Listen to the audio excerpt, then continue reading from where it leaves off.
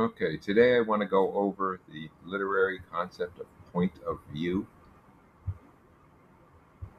So, when English teachers talk about point of view, they're talking about the perspective that text is taking uh, on the story, or when it's presenting a story to you.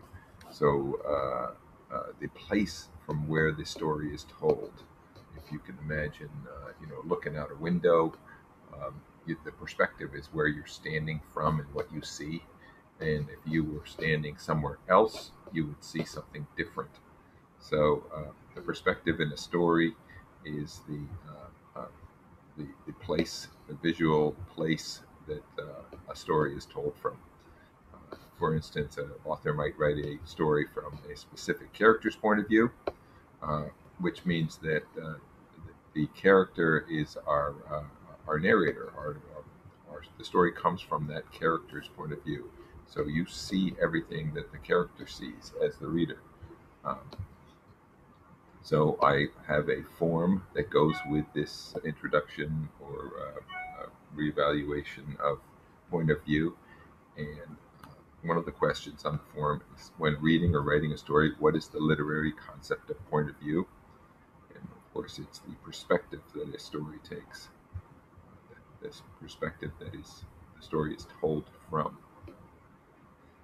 There are a bunch of different ways that English teachers like to describe uh, who is telling the story. Okay, the narrator of the story is the voice of the story. Okay, sometimes it's difficult to distinguish between who is the narrator of the story and who is the author of the story. But authors can get clever. They can decide, oh, I'm going to have a person of a different gender telling the story. So I'm a male author, and I'm not going to have a female telling the story. So the authors can do whatever they want, and they create a narrator, which is the voice of the story. And then in the background, the author could be in the background, and the author's voice could come through also, depending on what the author is trying to do, whether or not they do it on purpose. Um, so remember, when you're reading a story, that the narrator of the story could come from different perspectives, right? So one of the questions in the form is, what is the narrator's voice when reading or writing a story? And that is the person from whom the story is being told. Uh, English teachers like to refer to these different narrator voices based on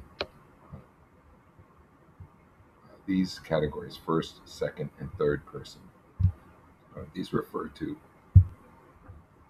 these refer to the pronoun I, you, and he. Okay, first, second, and third person pronouns. So if a story is first person, a story told from the perspective of one or several characters, each of whom typically uses the word I. So I am telling the story. That means that the readers will see or experience the events through the narrator's eyes, through the narrator who's referring to themselves as I. I walk up the stairs and I see something and I witness something and I will tell you what I saw, right? So this is the first person perspective. So one of the questions on the quiz will be, what is the first person perspective point of view? All right. And it is, of course, telling the story from one person's point of view, usually using the pronoun I. The second person narrative is it's not as common to see a story told in the second person narrative, because really the narrator would be using the pronoun you, and it's rare for people to write stories using this second person perspective. You walk up the stairs, you turn the corner, and you see something. You are afraid. It's very uncommon for people to tell a story from that perspective. It can be done, and authors have done it. Uh, you actually are more likely to hear something told in the second person if it's an oral story. You're sitting around with your friends, and they say, "You feel kind of weird when you do such and such," and they're really actually telling a first person story using the second person perspective, you. Uh, and it can actually help the reader to invest in the story and feel like they're part of the story, but it can have the opposite effect. If you say you feel a certain way and the reader doesn't feel that way, the reader may rebel against the story. So it's not that common to use second person. And of course, when you're writing your own stuff, you have to be very careful to use you, uh, because the reader may not feel the way that you feel. So in the quiz, what is the second person point of view?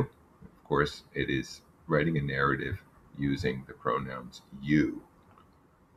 Third person, this is the most common perspective for stories. All right. This is a narrative told from the perspective of an outside figure who does not participate directly in the events, using the pronouns he and she. So, for instance, the author may say, he walked up the stairs, and when he came around the corner, he saw, right? And this narrator is describing what this other character is doing and saying, right? And so the narrator can actually know things that the person walking up the stairs doesn't know.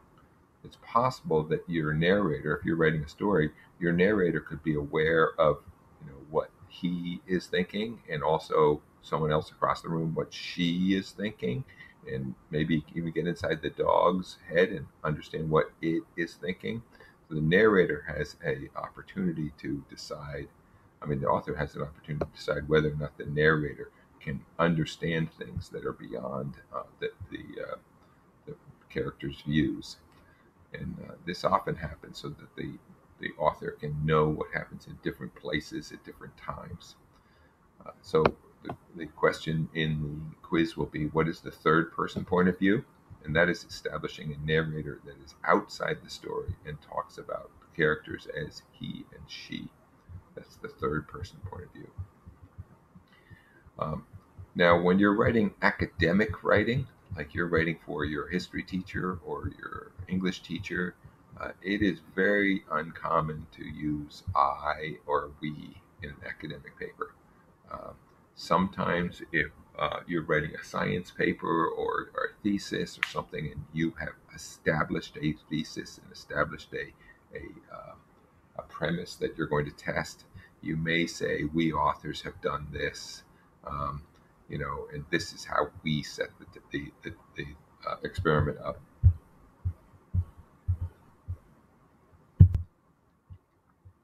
But it's very uncommon to use I and we in papers where you're trying to convince somebody of something, because then you separate yourself out from the reader.